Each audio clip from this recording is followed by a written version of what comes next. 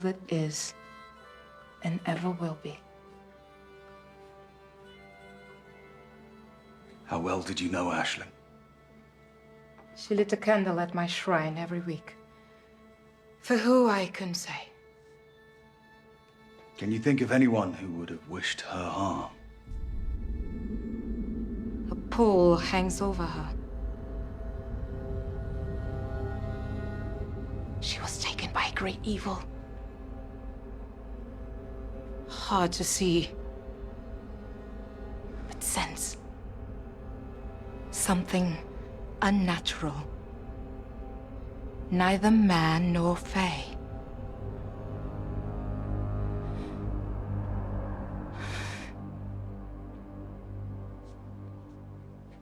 You don't seem surprised. I've heard my fair share lately.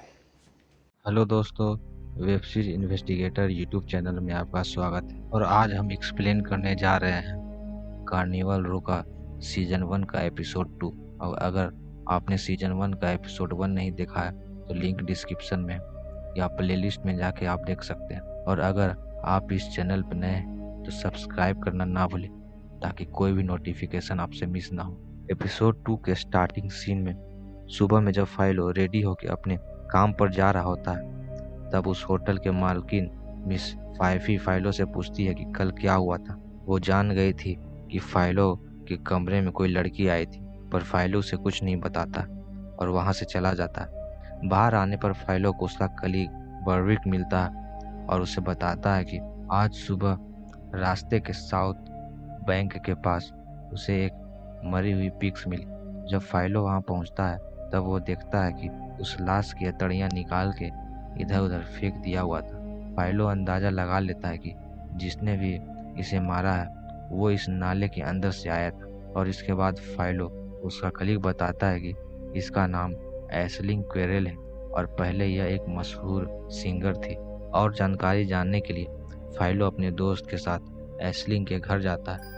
तब उन्हें उसके घर में एक आदमी मिलता है जिसका नाम रनमे मिलवर्दी है। पूछताछ करने पर वो बताता है कि वो एस्लिंग का दोस्त है जो आज ही बर्ग शहर में आया है। वह रहने के लिए घर खोज रहा था, इसलिए वो यहाँ आ गया था। वो बताता है कि वो दोनों आर्टिस्ट थे। वो बहुत अच्छा गाती थी। मैं अपने कुबोल्ड के साथ नाटक दिखाता था। कुबोल्ड्स मिलवर्दी का कुछ पालतू जानवर थे जिसके सहारे वो नाटक दिखाता था और पैसे कमाता था। वहीं दूसरी तरफ विनियट अपना काम कर रही थी। तब उसकी सीनियर मेड अफीसा उससे पूछती है कि कल रात को वो कहाँ गई थी। तब विनियट उसे सच सच बता देती है कि वह अपने एक लवर से मिलने गई थी, पर अब वो उसे देखना पसंद नहीं करेगी। विनियट उससे रिक्वेस्ट करती है कि वह अपने मालिक एजरा और इमोजिन को ये बात नहीं बताए। और तभी दरवाजे की घंटी बजती है और वहाँ मिस्टर विक्सबी नाम का एक आदमी आता है जिसे इमोजिन ने ही बुलाया था। वो मिस्टर विक्सबी से शिकायत करती है कि उसके घर के सामने एक पक रहने आया है। यानी वो ये शिकायत मिस्टर एग्रियस के बारे में कर रही थी क्योंकि वो उसकी बराबरी का नहीं था और उसके नौकर इंसान थे। इस बात पर मिस्टर विक्सबी कहते हैं कि वो कुछ नहीं कर सकता क्योंकि ऐसा कोई लॉ नहीं है जिससे हम उसे घर से बाहर निकाल सकते हैं, क्योंकि उसने उस घर को ऊंची बोली लगा के खरीद लिया है। फिर सीन शिफ्ट होकर दिखाया जाता है कि उस होटल में जोना, जो कि चांसलर का बेटा है, उसे उसका नौकर ढूंढ रहा है, पर वो वहाँ नहीं मिलता है क्योंकि उसे किसी ने किडनैप कर रखा है। इस बात का पता चांसलर एब्सोलम ब्रेक्सपेयर को पता चल जाता है कि कार्निवल रो के एक होटल में, जो कि एक वेश्यालय है, वहाँ से उसका बेटा गायब हो गया। पर एब्सोलम अपनी वाइफ को समझाता है कि उसके बेटे को वो कुछ नहीं होने देगा और वो पता लगा लेगा। उसी दिन इमोजिन विनियट को लेके पार्क में घूमने जाती है, पर वहाँ बारिश होने के कारण इमोजिन विनियट को छाता लाने के लिए भेज देती है।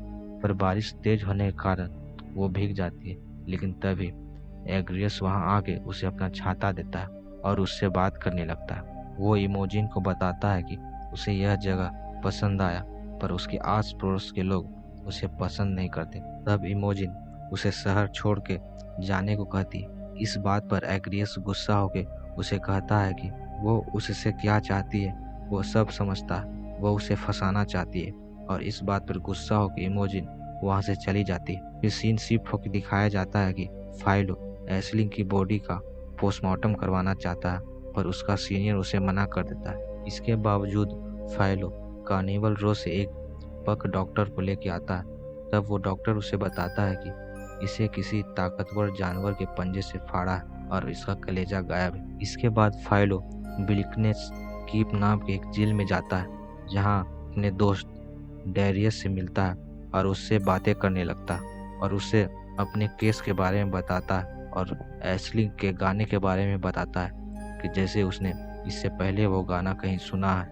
वहीं दूसरी तरफ जब विनियट किचन में काम कर रही होती है, तब एजरा आके उसे तंग करने लगता है। उसकी विनियट पर गंदी नज़र है, पर विनियट उसे मार के वहाँ से भाग जाती है।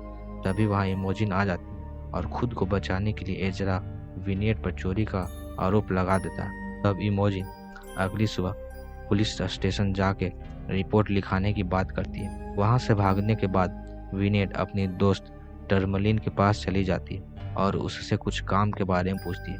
तब टर्मलिन उसे ब्लैक रेवन के बारे में बताते हैं। ब्लैक रेवन फे का एक ग्रुप है जो यहाँ के लोगों के लिए काम करता है, जैसे कि जुआ, तस्करी और कुछ गैर कानूनी काम भी।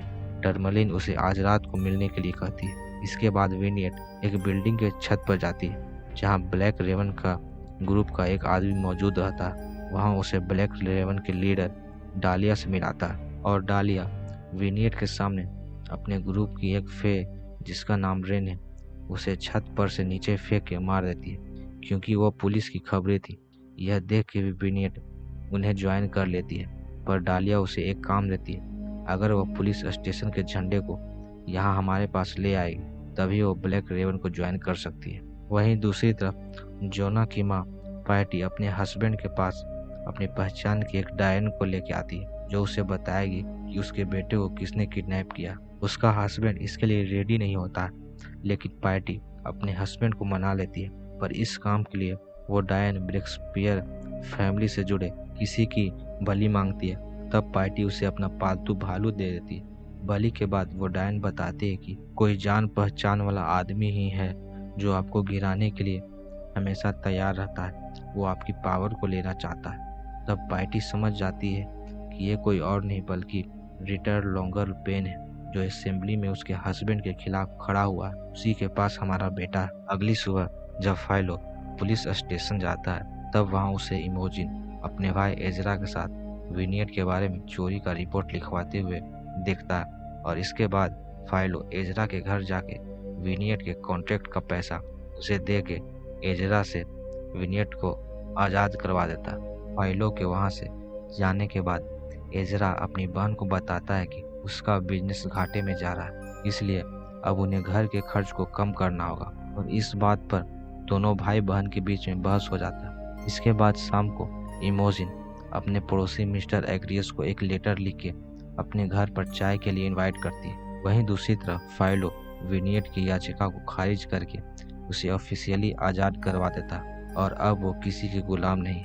इसके बाद फाइलो का कलीग उसे बताता है कि एक मीमा ग्रुप की फे एशलिंग की लाश को देखना चाहती है, जिस पर फाइलो तैयार हो जाता है। यहाँ मठ की पुजारिन को मीमा कहा जाता है। वो एक मठ की पुजारिन है, इसलिए वो एशलिंग की लाश पर अपनी धार्मिक परंपरा को करना चाहती है ताकि उसकी आत्मा को शांति मिले। साथ ही साथ वो बताती है कि इसे मारने वाला अंधेरे से आया है और वो ना तो इंसान है और ना ही फे। ये बता के वो वहाँ से चली जाती। ठीक उसी वक्त विनियट वहाँ आके पुलिस स्टेशन के झंडे को वहाँ से लेके भागने की कोशिश करती है, पर फाइलो उसे रोकना चाहता है, पर फिर भी वो वहाँ से भाग जाती है। फाइलो ये समझ जाता है कि अब वो ब्लैक रेवन के ग्रुप को ज्वाइन कर चुकी है। उसी रात को दिखाया जाता है कि चांसलर के बेटे जोना को किसी और ने नहीं बल्कि उसकी माँ ने ही, यानी कि पैटी ब्रेक्सपियर ने ही उसे किडनैप करवाया और उस डायन से जानबूझ के अपोजिशन पार्टी के लीडर रिटर लॉन्गर बेन का नाम दिलवा देती है। और यहाँ ये एपिसोड खत्म हो जाता है। तो दोस्तों, कैसा लगा आपको एपिसोड 2 का एक्सप्लेनेशन? अगर आपने एपिसोड 1 का एक्सप्लेनेशन नहीं देखा है तो लिंक डिस्क्रिप्शन में, और या तो आप प्लेलिस्ट से जाके देख सकते हैं। और अगर आप इस चैनल पर नए हैं तो सब्सक्राइब करना ना भूलें, ताकि कोई भी नोटिफिकेशन आपसे मिस ना हो। और आप कौन सी वेब सीरीज का एक्सप्लेनेशन चाहते हैं कमेंट में ज़रूर बताएं। Thank you.